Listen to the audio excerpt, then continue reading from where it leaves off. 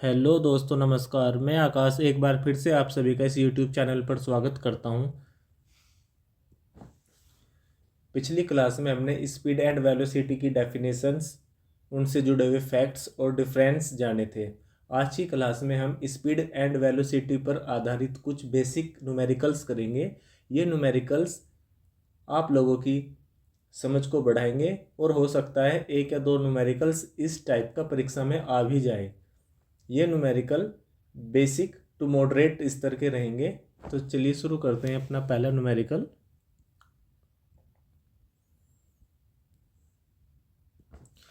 हमारा पहला न्यूमेरिकल है, दो कारों की चाल का अनुपात 3:4 है। समान दूरी तय करने में उनके द्वारा लिए गए समय का अनुपात क्या होगा?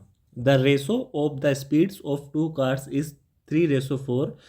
3:4। What will be the ratio of the time taken by them to cover the same distance? ये कह रहा है कि दो कारों की चाल का अनुपात 3:4 है। 3:4 है। समान दूरी तय करने में उनके द्वारा लिए गए समय का अनुपात क्या होगा? तो इस न्यूमेरिकल को करने से पहले मैं आपको एक कंसेप्ट बता रहा हूँ। जैसे कि मान लिया मैं अपने घर से स्कूल जा रहा हूँ। और मैं स्कूल जाने में थोड़ा लेट हो गया। तो मैं क्या करूँगा, अपनी स्पीड को थोड़ी बढ़ा लूँगा। तो उससे क्या होगा, मैं अपने घर से जो स्कूल में जाता था, जो मेरे को टाइम लगता था, उससे मेरे को कम टाइम लगेगा। स्पीड ज़्यादा होने से टाइम कम लगेगा। तो वही कंसेप्ट इस सवाल के अंदर लगेगा कि स्पीड और टाइम एक दूसरे के रेसिप्रोकल होते हैं, अर्थात व्युत्क्रमानुपाती होते हैं। ठीक है, आइए मैं आपको समझाता हूँ। स्पीड इस रेसिप्रोकल या व्युत्क्रमानुपाती टाइम के। सीधी सीधी बात है कि जैसे जैसे स्पीड बढ़ेगी वैसे वैसे मेरे को वो पर्टिकुलर दूरी तय करने में कम टाइम लगेगा। जैसे जैसे स्पीड बढ़ेगी, मैं जितनी तेज दौड़ूंगा, मैं अपनी मंजिल पर उतने ही कम समय में पहुंच जाऊंगा। और जितना कम स्पीड से दौड़ूंगा, मेरे को टाइम भी उतना ही लगेगा। तो इस सवाल में भी वही कंसेप्ट लगेगा। आइए मैं आपको ये कंसेप्ट लिखवा देता हूँ। ठीक है, तो देखो मैं बताता हूँ आपको, ध्यान से देखना। बहुत आसान है, बस एक बार समझने की बात है। केवल एक बार समझने की बात है। एक बार समझ जाओगे तो फिर कभी नहीं भूलोगे। कंसेप्ट क्लियर हो जाएगा। ठीक है, देखो माना दो गाड़ियों की चाल का अनुपात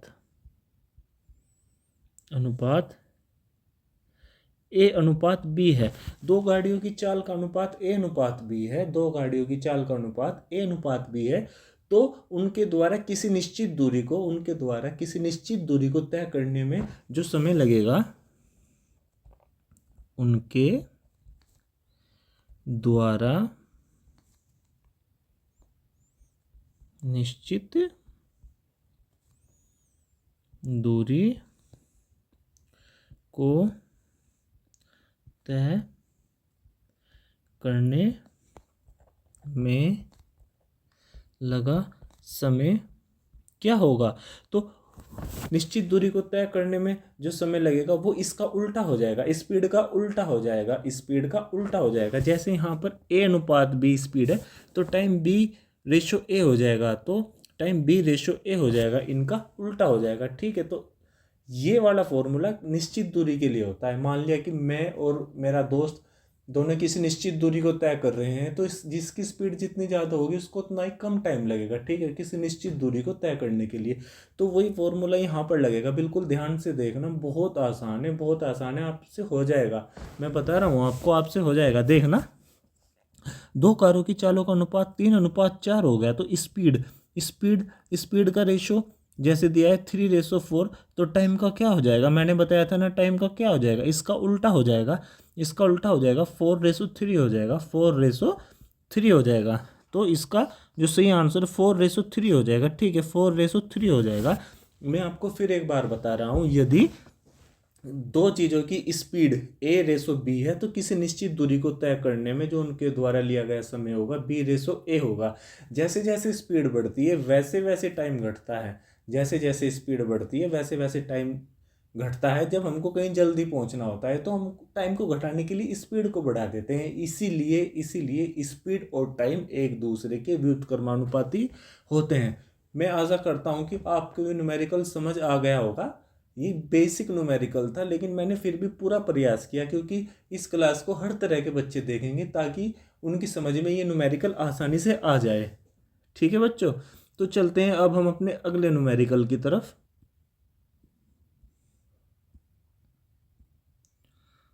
हमारा अगला न्यूमेरिकल है, एक व्यक्ति 60 किलोमीटर प्रति घंटा की चाल से 4 घंटे में अपने गंतव्य पर पहुंचता है। यदि वह 3 घंटे में पहुंचना चाहता है तो उसकी नई चाल क्या होगी?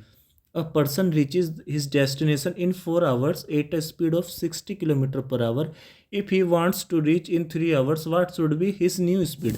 अब ध्यान से देखना, जो ये व्यक्ति है ना, ये 60 किलोमीटर प्रति घंटा की स्पीड से 4 घंटे में पहुंच रहा था। ठीक है, अब ये क्या कर रहा है कि 3 घंटे में वहां पर जाना चाहता है। उसी निश्चित दूरी को 3 घंटे में तय करना चाहता है। उसी निश्चित दूरी को, ध्यान रखना, दूरी सेम है, दूरी वही है जो पहले थी, दूरी अभी भी वही है जो उसको 3 घंटे में तय करनी है।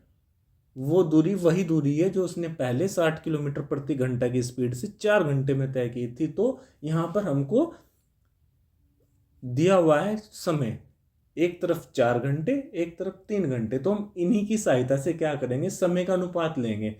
क्योंकि समय का जो अनुपात होगा वो उसकी स्पीड का उल्टा होगा, जो समय का अनुपात होगा वो स्पीड का उल्टा होगा। मैंने आपको बताया था स्पीड और समय एक दूसरे के व्युत्क्रमानुपाती होते हैं, बिल्कुल उल्टे होते हैं, उल्टे होते हैं। तो इसलिए हम क्या करेंगे, हमारे पास समय दिया हुआ है, पहला और दूसरा दोनों सिनेरियो का समय दिया हुआ है, टाइम दिया हुआ है, टाइम दिया हुआ है, तो हम इसको सोल्व करते हैं। अब ध्यान से देखना, यहाँ पर एक व्यक्ति जब 60 किलोमीटर प्रति घंटा की चाल से चल रहा था तो स्पीड, यहाँ पर स्पीड पहले टाइम दिया हुआ है तो टाइम लिख लेते हैं। टाइम का रेशो क्या है, टाइम का रेशो हो जाएगा मेरा, पहले 4 घंटा था 4 घंटा और बाद में 3 घंटा, यहाँ पर 3 घंटा। पहली कंडीशन में उसको 4 घंटा लगा तो दूसरी कंडीशन में उसको 3 घंटा लगा। ठीक है, अब देखो यहाँ पर टाइम यदि 4:3 है तो स्पीड क्या हो जाएगी, स्पीड क्या हो जाएगी बच्चों, स्पीड हो जाएगी 3:4, 3:4, क्योंकि टाइम का उल्टा स्पीड होती है, टाइम के उल्टा स्पीड होता है, टाइम का उल्टा स्पीड होता है। अब ध्यान से देखना, यहाँ पर स्पीड पहली कंडीशन में जब टाइम 4 घंटे लगा था, जब टाइम 4 घंटे लगा था तब स्पीड 3 थी, तब स्पीड 3 थी। अब जब समय 3 घंटे लगेगा तब स्पीड 4 हो जाएगी, तब स्पीड 4 हो जाएगी। और यहाँ पर हमको इस 3 की वैल्यू दी हुई है 60, क्वेश्चन के अनुसार इसकी वैल्यू 60 हो जाएगी। तो इसकी वैल्यू जैसे ही 60 होगी तो मैं आपको बता देता हूँ इसको और सोल्व करके। जैसे 3 की वैल्यू 60 हो गई तो ये क्या होगा, 20 टाइम्स होगा, 20 टाइम्स होगा, तो 1 की वैल्यू 20 हो जाएगी। जैसे ही 1 की वैल्यू 20 होगी, जैसे ही 1 की वैल्यू 20 होगी तो 4 की वैल्यू हम निकाल लेंगे। 4 की वैल्यू क्या होगी, 20 × 4 80, 80 हमारी स्पीड आ जाएगी। दूसरे सिनेरियो में 80 और 80 इसका सही आंसर हो जाएगा। इसमें भी बिल्कुल वही कंसेप्ट लगा है कि स्पीड और टाइम एक दूसरे के व्युत्क्रमानुपाती होती है। हमको इस सवाल में दोनों कंडीशन का टाइम दे दिया था, तो हम उनके रेशो के अनुपात से हमने स्पीड निकाल ली। क्योंकि हमको एक स्पीड दी हुई थी तो हमारे लिए दूसरी स्पीड निकालना आसान हो गया। ठीक है, तो चलो बच्चों अब चलते हैं अपने अगले सवाल की तरफ। हमारा अगला सवाल है, ध्यान से देखना, यदि 3 धावक 2:3:5 के अनुपात में चाल से दौड़ते हैं, उनके द्वारा समान दूरी तय करने में लिए गए समय का अनुपात ज्ञात कीजिए। 3 runners run 8 speeds in the ratio 2:3:5। Find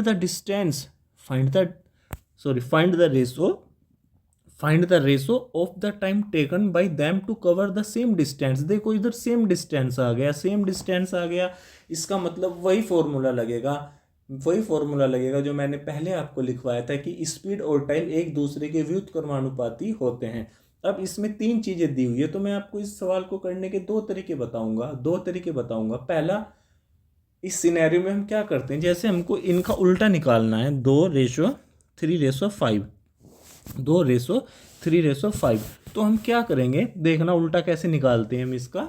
इनका दो तीन, यहाँ पर तीन है ना, तो 3 का उल्टा कैसे निकालते हैं, पहले तो मैं आपको ट्रिक से बताऊंगा, दूसरा फिर आपको मेथड से बताऊंगा, जो हमारा मेथड होता है करने का थ्योरी का, फिर मैं उससे बताऊंगा। अब देखना, जैसे मेरे को यहाँ पर निकालना है 2, 3 और 5 का उल्टा, तो मैं क्या करूँगा, पहले 2 पर उंगली रख लूँगा, 2 को छिपा लो, 2 को छिपा लो। जैसे ही 2 को छिपाया तो क्या दिखाई दे रहा है, 3 और 5, 3 और 5, जैसे 3 और 5 दिखाई देगा, इसकी मल्टीप्लाई कर दो आपस में, तो 3 और 5 की मल्टीप्लाई 15 हो जाएगी, तो 2 के नीचे 15 आ जाएगा, 2 के नीचे 15 आ जाएगा। ठीक है, ठीक है, 2 के नीचे 15 आ जाएगा, यहाँ पर 2 के नीचे 15 आ गया। अब 3 पर चलते हैं, तो अब 3 पर उंगली रखो, जैसे ही तुम 3 को छिपाओगे तो 2 और 5 बचेगा। अब इसकी मल्टीप्लाई करो आपस में, 5 और 2 की तो 10 आ जाएगा, 5 दूनी 10 आ जाएगा।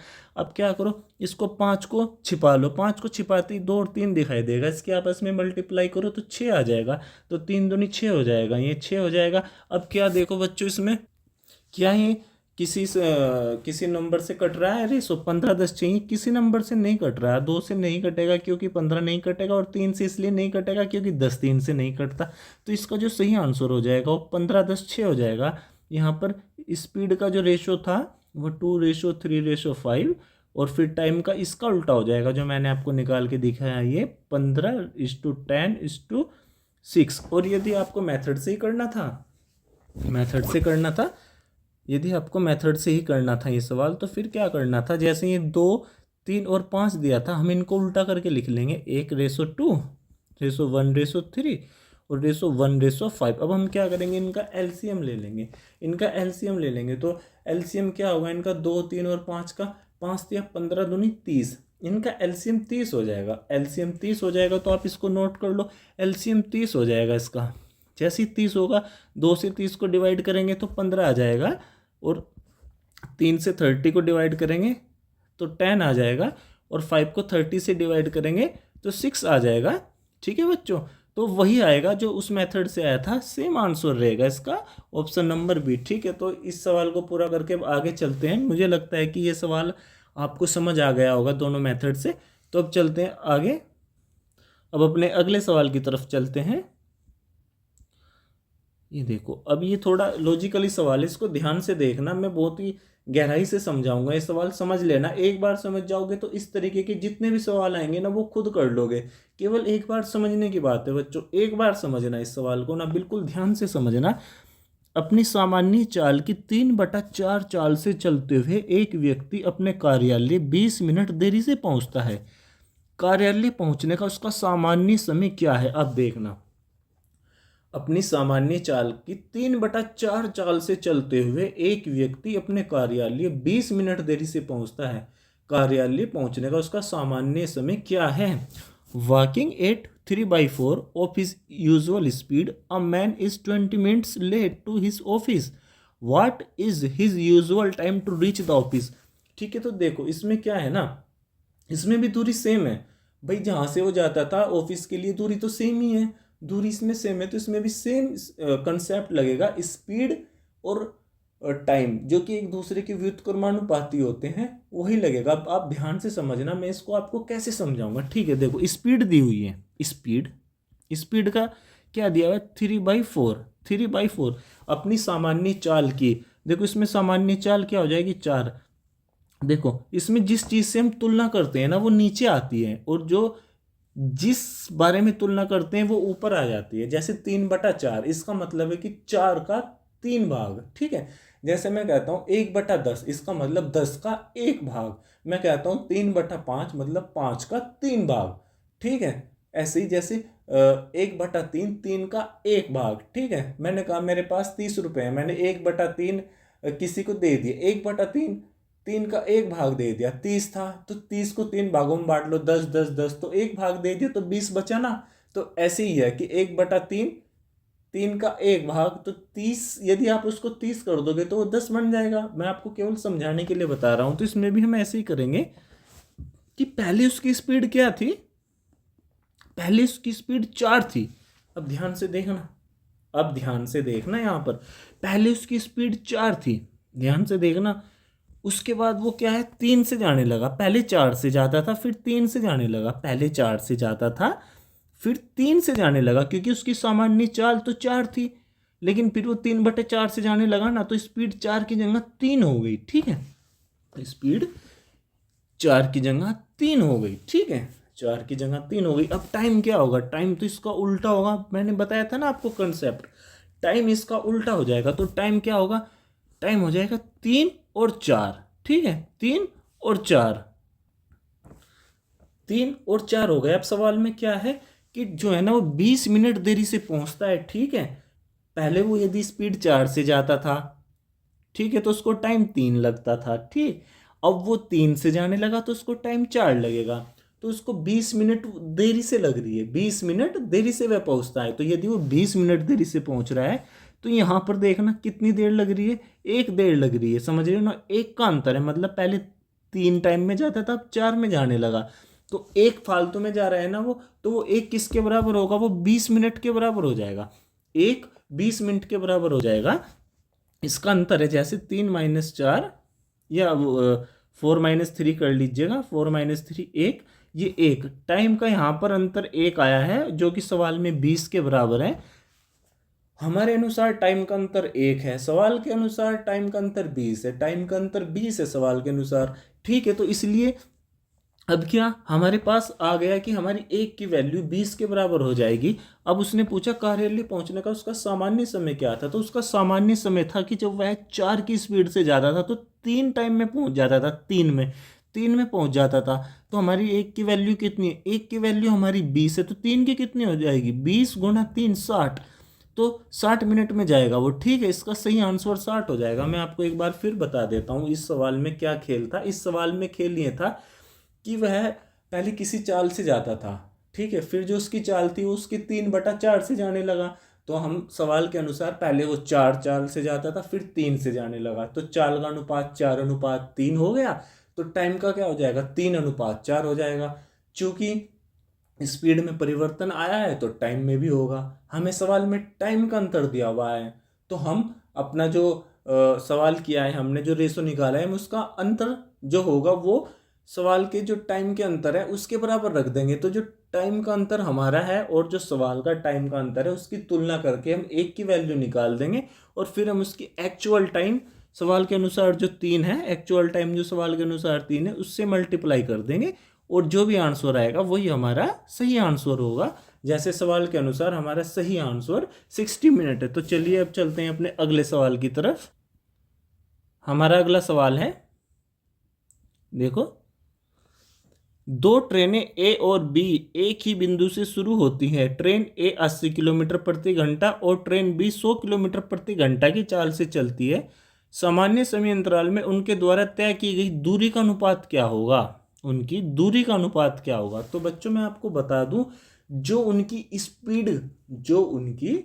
स्पीड होती है ना, वही दूरी होती है। मान लिया कि उनकी स्पीड 2 गाड़ी है, मान लो 2 गाड़ी है, एक की स्पीड 30 किलोमीटर प्रति घंटा और एक की 40 किलोमीटर प्रति घंटा है। ठीक है, तो अब बताओ आप मुझको, जो इनकी स्पीड हो गई, तो डिस्टेंस क्या होगा इसमें, डिस्टेंस 1 घंटे में ये 30 जाएगा, ये 40 जाएगा। तो जब समय बराबर होगा तो जो उनकी चाल होगी ना, वही उनकी दूरी होगी, वही जो चाल होगी वही दूरी होगी। इसका मतलब ध्यान से समझना मैं क्या कहना चाह रहा हूं, कि जब समय समान होगा तो क्या होगा, जो स्पीड का रेशो होगा वही डिस्टेंस का रेशो होगा। जैसे 3:4 हो जाएगा। यहाँ पर स्पीड यहाँ पर 30 है, यहाँ पर 40 है, तो डिस्टेंस 3:4 हो जाएगा। जितनी मेरी स्पीड होगी मैं उतना ही तो डिस्टेंस ट्रेवल करूंगा। मान लिया मेरी स्पीड 30 है और दूसरे की 40 है, तो 1 घंटे में मान लिया मैं 30 किलोमीटर जाऊंगा, वो 40 किलोमीटर जाएगा। तो जो मेरी स्पीड होगी 30 और उसकी जो 40 होगी, उसका रेशो क्या होगा, 3:4 होगा। तो वही डिस्टेंस का रेशो हो जाएगा ना, जितना समय लगेगा ऐसे ही डिस्टेंस भी बढ़ता चला जाएगा। ठीक है, समझ रहे हैं ना। तो इसमें भी ऐसे ही हो जाएगा। ट्रेन ए, अब समझना ध्यान से, जैसे कि ट्रेन ए स्पीड स्पीड हो जाएगी ट्रेन ए और ट्रेन बी, ट्रेन ए की 80 और इसकी हो जाएगी 100, तो इसको हम कैंसिल आउट करेंगे तो ये 4 और 5 हो जाएगा। तो इनकी चालों का अनुपात, सॉरी इनकी, हाँ इनकी दूरी का अनुपात, 4:5 हो जाएगा, 4:5 हो जाएगा। जो स्पीड का रेशो होता है वही डिस्टेंस का रेशो होता है, ये ध्यान रखना, ये ध्यान रखना, ठीक है। अब चलते हैं हम अपने अगले सवाल की ओर। अब हम जो है ना एवरेज स्पीड औसत चाल पर आधारित सवाल करेंगे। ये भी बहुत हल्के सवाल है, बस ये मैं कंसेप्ट से कराने की कोशिश करूंगा आपको, और एक ट्रिक भी बता दूंगा। ट्रिक से तो बड़ी आसानी से हो जाएंगे ये, फिर भी कभी आपका एग्जामिनर फंसाने की सोचे तो मैं आपको बता देता हूँ कि ये कंसेप्ट से भी कैसे होंगे सवाल, ठीक है। ध्यान से समझना, किसी भी सवाल को आसान समझने की कोशिश मत करना जब तक आप उसमें परफेक्ट ना हो जाओ, ठीक है। देखना, जो मैं आपको फॉर्मूला बताऊंगा ना वो तब लगता है जब वहां भी डिस्टेंस सेम हो। जैसे कि मैं पहले ए से बी गया और बी से फिर ए पर आ गया, ठीक है, तो इसमें जो डिस्टेंस है वो सेम होगी, तो वहीं पर ये फॉर्मूले अप्लाई होंगे। अब ध्यान से देखना, एवरेज स्पीड, पहली बात तो एवरेज स्पीड बोलते किसको है, तो एवरेज स्पीड बोलते हैं कि कुल दूरी और कुल समय। जैसे मैं कहीं जैसे कि मैं अपने घर से स्कूल जा रहा था, तो मुझे वहां पर जाने में जितना समय लगा और मैंने जितनी दूरी तय की, मैंने जितनी दूरी तय कर ली वो दूरी, और मेरे को जितना समय लगा वो मैंने दूरी को समय से डिवाइड कर दिया, मेरी एवरेज स्पीड आ गई, ठीक है, एवरेज आ गया वो। तो अब देखना, इसमें एक कार बिंदु ए से बी तक 40 किलोमीटर प्रति घंटा की चाल से जाती है और बी से ए तक 60 किलोमीटर प्रति घंटा की चाल से वापस आ जाती है, तो पूरी यात्रा के लिए उसकी औसत चाल क्या है। तो ध्यान से, पहले तो मैं आपको इसको फॉर्मूले से करा देता हूँ। इसमें फॉर्मूला क्या लगता है, शायद आपको पहले पता होगा। एवरेज स्पीड, एवरेज स्पीड हो जाएगा आपका 2x प्लस वाई, जहां पर x और y स्पीड है, x और y दो अलग अलग स्पीड है, ठीक है। Where x and y are to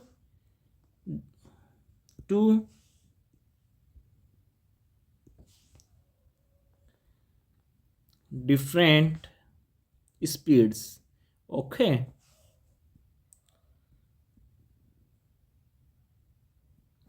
Now we will put the values of these two speeds according to our question into this formula, okay। अब हम अपने पर्सन के अनुसार इस फॉर्मूले में स्पीड्स की वैल्यू रखेंगे। जैसे यहाँ पर दो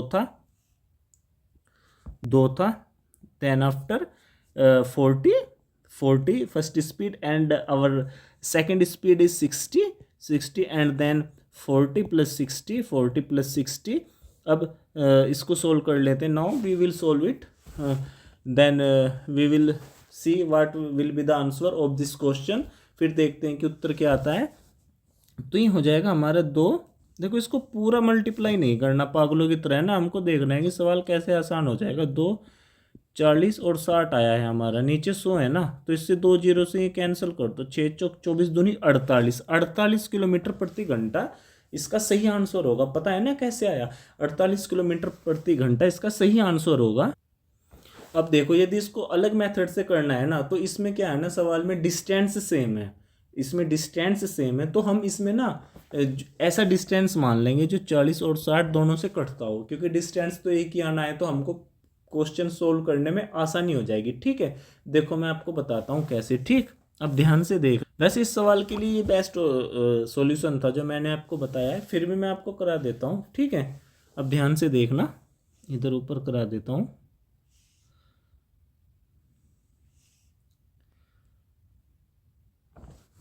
देखो, हमारी पहली स्पीड 40 है और दूसरी 60 है, ठीक है। तो हम एक ऐसी स्पीड मान लेंगे जो एक ऐसा डिस्टेंस मान लेंगे जो इन दोनों से कटता हो। तो 40 और 60 से क्या कटेगा, इसका एलसीएम ले लेते हैं, तो 120 ले लेते हैं। मान लिया कि डिस्टेंस 120 था, डिस्टेंस मान लिया मेरा 120 था, डिस्टेंस है किलोमीटर में, मान लो कि डिस्टेंस मेरा 120 किलोमीटर हो गया, इनका एलसीएम, ठीक है, 120 किलोमीटर, ठीक है। तो अब क्या होगा, ध्यान से देखना, मैं पूरा नहीं लिखाऊंगा लेकिन बोल बोल के एक एक चीज़ समझा दूंगा। जैसे 120 किलोमीटर हो गया, तो पहले मेरी स्पीड 40 किलोमीटर थी, पहले मेरी स्पीड 40 किलोमीटर थी, तो मुझको पहले कितना टाइम लगा 120 को तय करने में? 120/40, 3 घंटे लगे। अब दोबारा डिस्टेंस सेम था 120, अब मेरी स्पीड 60 किलोमीटर थी, अब मेरे को कितने घंटे लगे? 2। अब मेरे को 2 घंटे लगे। पहली कंडीशन में मेरे को 3 घंटे लगे थे, फिर मेरे को 2 घंटे लगे। Total time 5 kilometre, sorry 5 hour हो गया। और टोटल डिस्टेंस क्या था? पहला 120 और दोबारा 120, कितना हो गया? 240 हो गया टोटल डिस्टेंस, 240। ठीक है, तो अब क्या हो जाएगा इसमें? जो एवरेज स्पीड आ जाएगी, total distance upon total time 240/5, ये आ जाएगा 48, जो कि पहले मेथड से भी हमारा 48 ही आया था। ठीक है, तो 48 आ जाएगा, 48 आ जाएगा बच्चों। इस सवाल को ध्यान से समझना, ये सवाल शायद पहले भी आया था, और ये मेरे को लगता है शायद ही 2021-22 का जो पेपर हुआ था वन दरोगा का, उसमें भी आया था। इस तरीके के सवाल एग्जामिनर डाल देते हैं, क्योंकि ये सवाल जो है ना ज़्यादा टाइम टेकन नहीं होते। एग्जामिनर सोचता है कि यदि बच्चे का कंसेप्ट क्लियर होगा तो निशान मार के आगे बढ़ जाएगा, यदि नहीं आएगा तो इसमें ही घूमता रहेगा, सवाल के अंदर ही 5-6 मिनट बर्बाद कर देगा अपनी। तो ठीक है, तो इनकी प्रैक्टिस भी करनी है, ये इनकी प्रैक्टिस भी करनी है। ठीक है, अब चलते हैं अपने अगले सवाल की तरफ। हमारा अगला सवाल है, a boy goes to school at a speed 3 kilometre per hour and returns to his village at a speed of 2 kilometre per hour. If he takes 5 hours in all, what is the average speed? देखो बच्चों, जो मैंने आपको formula बताया था उसमें 2xy x+y बताया था, जो कि एवरेज स्पीड निकालने का था। एवरेज स्पीड, ठीक है, जब डिस्टेंस सेम होता है। तो मैं आपको बता दूं, इसमें कहीं भी टाइम नहीं है इस फॉर्मूले में, इसलिए ये जो टाइम है ना, ये जो टाइम है इसकी कोई वैल्यू नहीं है, इसको आप नेगलेक्ट कर सकते हो। आप इसको नेगलेक्ट कर सकते हो, क्योंकि हमारे फॉर्मूले में कहीं पर भी टाइम नहीं है इस तरीके के सवाल निकालने के लिए। इसमें केवल हम स्पीड का यूज़ करेंगे, केवल स्पीड का यूज़ करेंगे इस सवाल को सोल्व करने के लिए। तो ये फॉर्मूले में हम अपनी वैल्यू रख देते हैं, जैसे 2 हो गया, 2 x की जगह पर 3 रख देते हैं, y की जगह पर 2 रख देते हैं, और नीचे आ जाएगा 2+3। तो ये हमारा हो जाएगा 3×2 = 6, 2 = 12/5। 5 और 12 की जब आप डिवाइड करेंगे तो ये आ जाएगा 1.4, नहीं 2.4 आ जाएगा, 2.4 आ जाएगा। यही हमारी एवरेज स्पीड हो जाएगी, हमारी 2.4 किलोमीटर पर आवर। आशा करता हूँ कि ये सवाल भी आपकी समझ में आ गया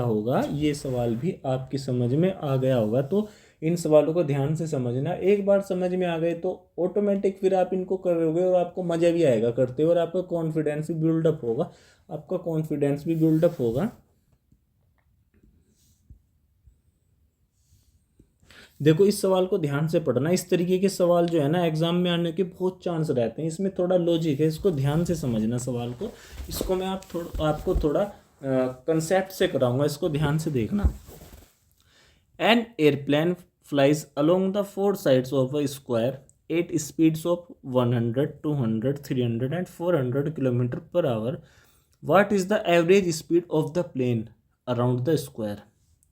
एक हवाई जहाज एक वर्गाकार मैदान की चारों भुजाओं पर 100, 200, 300 और 400 किलोमीटर प्रति घंटा की चाल से उड़ता है। वर्ग के चारों ओर जहाज की औसत चाल क्या है? तो बच्चों, मैं आपको बताऊं, जो स्क्वायर होता है ना, उसकी चारों भुजाएं बराबर होती है, और सवाल में जो है ना चारों भुजाओं पर जो उसकी चाल थी वो अलग अलग दी हुई है, उसकी चारों भुजाओं पर जो चाल थी वो अलग अलग दी हुई है। तो हम क्या करेंगे, क्योंकि इसमें जो डिस्टेंस है वो चारों भुजाओं की बराबर है, क्योंकि स्क्वायर की सारी भुजाएं बराबर होती है, तो हम इसमें एक फिक्स डिस्टेंस मान लेंगे कि प्रत्येक साइड की जो इसमें डिस्टेंस है वो ये है। फिर हम क्या करेंगे, उस डिस्टेंस को जो उनके द्वारा समय लिया गया है, जो उनकी स्पीड है उससे डिवाइड कर देंगे, तो टाइम टेकन आ जाएगा। और आपको पता है कि जो हमारी औसत चाल होती है ना, वह तय की गई कुल दूरी और कुल समय होगा। ठीक है, तो मैं आपको समझाता हूँ कैसे। देखो, हम इसमें पहले एक स्क्वायर बना लेंगे ताकि हमारे लिए समझना आसान हो जाए। एक अच्छा से स्क्वायर बना देता हूँ। देखो बच्चों, इधर ये बन गया है एक स्क्वायर। ठीक है, थोड़ा बड़ा बना देता हूँ, काफ़ी छोटा हो गया, आपको दिखाई भी नहीं देगा ये। ठीक है, ठीक है बच्चों। ठीक है, अब इसमें क्या है, मान लिया इसमें जो हमको डिस्टेंस लेना है ना, वो ऐसा मानना है जो इन चारों से कट जाए, ताकि हम दशमलव में ना जाए और नंबर से ही हमारा काम हो जाए। जैसे 400, 300, 200 और 100, इनका एलसीएम क्या होगा, 1200 ले लेते हैं इनका। 1200 एक ऐसी संख्या है जो 100, 200, 300 और 400 से कट जाएगी। तो हम मान लेंगे कि ये भी 1200, ये भी 1200, ये भी 1200 और ये भी 1200 हो जाएगा। ठीक है, ये भी हो जाएगा 1200। अब हम क्या करेंगे, पहली भुजा पर उसकी स्पीड 100 दी हुई है, 100 दी हुई है, तो हमको पता है कि जो टाइम होता है, टाइम टाइम वो होता है क्या, डिस्टेंस अपॉन स्पीड। ठीक है, तो मैं इसी फॉर्मूले को यहाँ पे लगाऊंगा, ये 1200 अपॉन 100। यहाँ पर जब दोबारा वो दूसरी भुजा पर गया तो वहाँ पर जो है उसकी स्पीड 200 हो गई, तो हम 1200 को 200 से डिवाइड कर देंगे। जब वो तीसरी भुजा पर गया तो इसकी स्पीड 300 हो गई, तो हम यहाँ पर इसको 300 से डिवाइड कर देंगे। जब वह चौथी भुजा पर गया तो इसकी स्पीड 400 हो गई, तो हम 1200 को 400 से डिवाइड कर देंगे। अब हम क्या करेंगे, इसमें जो यहाँ से लेके जो ये लास्ट इधर आया है, इसमें जितना समय लगा वो निकाल लेंगे, और जो इसकी पूरी दूरी होगी वो निकाल लेंगे। फिर पूरी दूरी को पूरे समय से डिवाइड कर देंगे, तो हमारा क्या आएगा, एवरेज स्पीड आ जाएगी। जैसे 1200 को 100 से डिवाइड करेंगे तो इधर 10 आवर आ जाएंगे। ठीक है, 1200 को 200 से डिवाइड करेंगे तो यहाँ पर 6 आवर्स आ जाएंगे। इधर डिवाइड करेंगे तो 4 आवर्स आ जाएंगे। इधर डिवाइड करेंगे तो 3 आवर्स आ जाएंगे। तो मैं बता रहा हूँ आपको, यहाँ से यहाँ जाने में इसको 10 घंटे लगे, यहाँ से यहाँ आने में इसको 6 घंटे लगे, यहाँ से यहाँ आने में इसको 4 घंटे लगे, यहाँ से यहाँ आने में इसको 3 घंटे लगे। तो हम इसमें कुल समय निकाल लेंगे और हमारी पूरी दूरी क्या होगी, इधर ये 1200, इधर ये 1200, इधर ये 1200 और ये इधर 1200। तो टोटल डिस्टेंस कितना हो गया, 1200 गुणा 4, और टोटल टाइम कितना हो जाएगा इसमें, 10 प्लस ये इधर 6 प्लस 4 और प्लस ये 3, आपका ये 3 हो जाएगा, ये 3 हो जाएगा, ये 3 हो जाएगा। इधर लिख देता हूँ इसको, 1200 गुणा 4 अपॉन 10 प्लस 6 प्लस 4 प्लस 3, तो ये कितना हो जाएगा बच्चों, 1200 गुणा 4 अपॉन 10 और 6 16 और 4 20 और 3, तो नीचे आ जाएगा बच्चों 10 प्लस 6 प्लस 4 प्लस 3।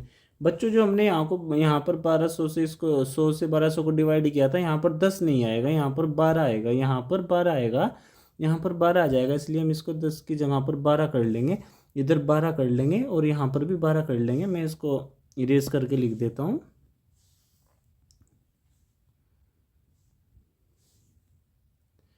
ठीक है बच्चों, तो ये हमारा हो जाएगा यहाँ पर 12 प्लस 12। अब इसको हम ऐड करके डिवाइड कर देते हैं, तो ये हमारा हो जाएगा 12 चौका 4800 और 12 और 6 18 और 4 22 और 3 25 हो जाएगा, ये 25 हो जाएगा। अब हम इसको डिवाइड कर लेंगे।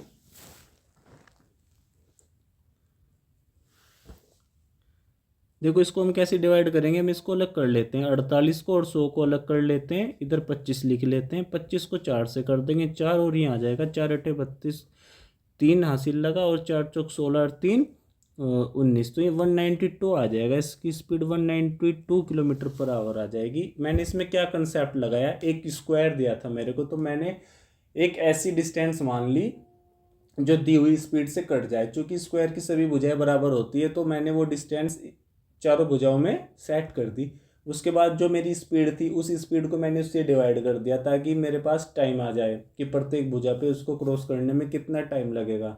तो एवरेज स्पीड क्या होती है कि टोटल डिस्टेंस और टोटल टाइम। तो टोटल डिस्टेंस क्या था, जो 4 भुजाएं थी उनको मैंने जोड़ दिया आपस में उनके डिस्टेंस को, और जो उनको टाइम ट्रेवल करने में लगा था वहाँ पर, उसको मैंने ऐड कर दिया। तो क्या हो गया, मेरा एवरेज स्पीड आ गया। ठीक है बच्चों, मेरा एवरेज स्पीड आ गया।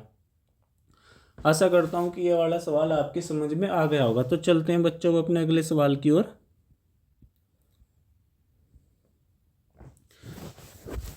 अ ship moves to a certain city at the speed of 30 knots. ये नॉट्स जो होता है ना, ये समुद्री दूरी का मात्रक होता है, मतलब कि समुद्र में जो समुद्र की जो डिस्टेंस है ना, उसकी एक यूनिट है ये, ठीक है। जैसे मीटर होता है ऐसे नॉट्स होती है। And sails back to the starting points at the speed of 20 knots. The average speed for the whole journey is. एक जहाज एक निश्चित शहर की ओर 30 समुद्री मील प्रति घंटा की चाल से चलता है और शुरुआती बिंदु पर 20 समुद्री मील प्रति घंटा की चाल से वापस आता है। पूरी यात्रा करने के लिए औसत चाल क्या है? बच्चों मैं आपको एक बार लिखवा देता हूँ कि वन नोट्स, ठीक है, इज इक्वल टू 1.852 किलोमीटर होता है, ठीक है बच्चों। वन समुद्रिकली नोट 1.852 किलोमीटर के बराबर होता है। तो चलो चलते हैं अपने सवाल पर।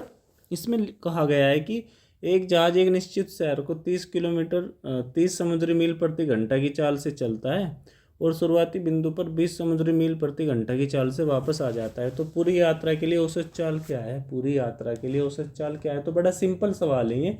इसमें वही करना है हमको कि पहले मैं किसी स्पीड से गया था, पर्टिकुलर डिस्टेंस तय किया और फिर वापस आ गया, तो इसमें हमारा सिंपल फॉर्मूला लग जाएगा। यूनिट कुछ भी हो, यूनिट बाद में वही आ जाएगी, यूनिट से कोई खास फर्क नहीं पड़ेगा। किलोमीटर है तो किलोमीटर में आ जाएगी, नोट्स में है तो नोट्स में आ जाएगी, ठीक है। तो हमारा फॉर्मूला था 2xy x प्लस वाई। तो इससे हम इसको सोल्व करते हैं, रखते हैं यहाँ पर वैल्यू 2 × x की वैल्यू 30 नोट्स और y की वैल्यू हो जाएगी हमारी 20 नोट्स। नीचे आ जाएगा 30 + 20 50 हो जाएगा, ये 50 हो जाएगा। ये हो जाएगा हमारा 2 × 30 × 20, 30 + 20 50। इनको मल्टीप्लाई नहीं करना आपस में, इनको कैंसिल आउट करने की सोचते हैं। मल्टीप्लाई करोगे तो ज़्यादा टाइम लग जाएगा, उसका कोई फ़ायदा नहीं है। जैसे यहाँ से ये कैंसिल हो गया, ठीक है। और ये 5 से 6 ये हो जाएगा 36 बार, 6 दूनी 12 दूनी 24, तो 24 नोट्स आ जाएगा। 24 नोट्स इस सवाल का सही आंसर हो जाएगा, ठीक है, ऑप्शन बी। तो बच्चों मैं आज आपके लिए इतने ही सवाल लेके आया था। ये सवाल आप प्रैक्टिस करना, इनको ध्यान से समझने की कोशिश करना। उसके बाद हम और भी न्यूमेरिकल्स करेंगे स्पीड और वेलोसिटी पे, क्योंकि यहाँ से पेपर में न्यूमेरिकल पक्का आएगा, बिल्कुल पक्का आएगा। पिछली बार भी आया था और अब की बार भी आने की प्रबल संभावना है। न्यूमेरिकल तो पक्का आएगा यहाँ से, इसलिए इनकी प्रैक्टिस करना। न्यूमेरिकल से डरना नहीं है, न्यूमेरिकल बहुत आसान होते हैं। जो बच्चे न्यूमेरिकल समझ जाते हैं उनको काफ़ी आसान लगते हैं और पेपर में फिर नंबर भी भर भर के मिलते हैं। जैसे फिजिक्स में 25 क्वेश्चन आएंगे लगभग, मान लो 25 क्वेश्चन आएंगे, तो ये मान के चलो उसमें से 14, 12, 14, 11 इतने न्यूमेरिकल आएंगे। अब देख लेना कितना वेटेज है। तो इसलिए मैं आप लोगों को हर टॉपिक के साथ न्यूमेरिकल करा के चल रहा हूँ। टॉपिक प्लस न्यूमेरिकल, इससे क्या होगा ना, हम बाद में कोई बर्डन नहीं छोड़ेंगे। अभी टॉपिक के साथ न्यूमेरिकल करेंगे तो उनको करने में भी मजा आएगा और फिर क्या होगा कि हमारी समझ भी बनी रहेगी, ठीक है। तो चलो ठीक है, मिलते हैं अगली क्लास में, तब तक के लिए धन्यवाद।